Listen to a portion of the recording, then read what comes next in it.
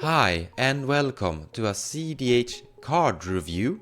And if you are wondering why I sound like a robot, it is because I am sick. Or actually I am a lot better, but I can't speak faster or louder than this or my throat will hurt again. Considering my native language is not English, it might be better in the end. Today we are looking into the new Jeskai commander, Narset Jeskai Waymaster. This is 1 white, 1 red, 1 blue for a legendary creature human monk, 3/4.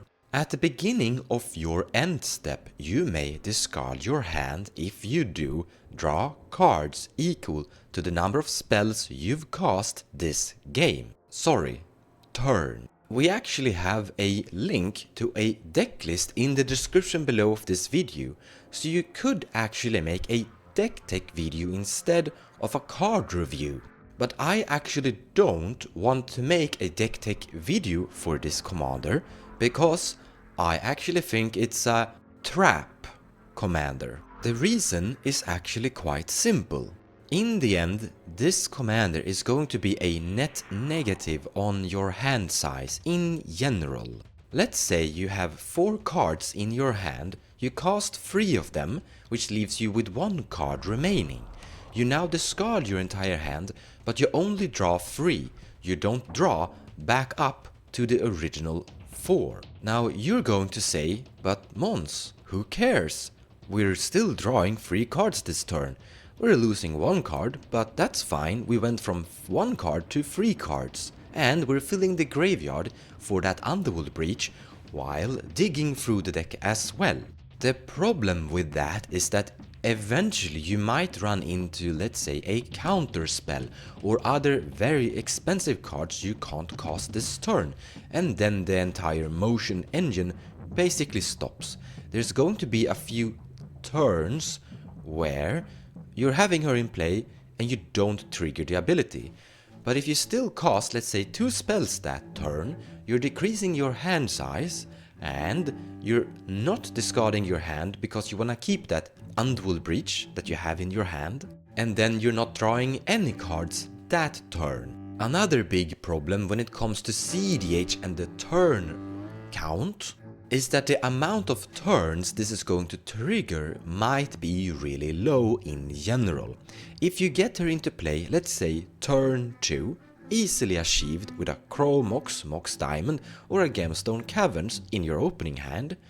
If you have her on turn 2, you're probably not going to trigger her the first turn she comes into play, so you might try to trigger her turn 3, turn 4, and then the game is usually over. And with a general low turn count inside the competitive cEDH format, this commander isn't going to be able to utilize her ability that much. You can solve this by playing extra turns. I think personally Final Fortune is going to be really good with this commander. You storm a lot, you draw a lot of cards with Brainstorm, Ponder, etc. Then use Final Fortune to go to your next turn and you draw maybe 7 or 8 cards. So yes, I do see some potential builds or pathways that she could function. If you have, let's say, a Gitaxian Probe, you're casting that without paying mana for it, then you're drawing a card, which means that you can cast more spells than you have in your usual hand. The same thing with Ponder and Brainstorm, they are also cantrips. I would also highly like to recommend both Urza's Bubble and Mishra's Bubble, 0-costing artifacts that will cantrip. However, you're drawing cards at the beginning of the next player's upkeep, so you cast them for free, you don't increase your hand size, you discard your very low potential only 1 card or 0 card, and draw cards equal to the amount of spells you've cast, and both Mishra's and Urza's Bubble is going to increase this count. Then on the next turn, you draw the cards from these 2 0-costing artifacts. But in general, the play pattern that I'm seeing from experience of what I've observed before is that it's going to be a little bit clunky. You need to get her into play. 3 different colors of pips is a little bit tricky, but then you also need to have a lot of spells that you can cast repetitively to potentially cantrip, but also not accidentally draw into a spell you don't want to discard. For example, that Underworld Breach. On the other hand, you have Sevin's Reclamation in white, so maybe that will work out fine anyways. But the thing is that there are already a lot of other commanders that is basically taking her spot. Flubs the Fool is a good example of a commander that is doing a very similar thing where you're casting a lot of spells and then drawing cards whenever you cast a card. This is the same thing, but a little bit inefficient as you have to go to your next turn, where Flubs the Fool can be a combo piece in the command zone. We also have Joira Weatherlight Captain. Cast a historic spell and draw a card, which is once again also a combo piece doing the exact same thing as this commander, but can trigger any amount of times during the same turn.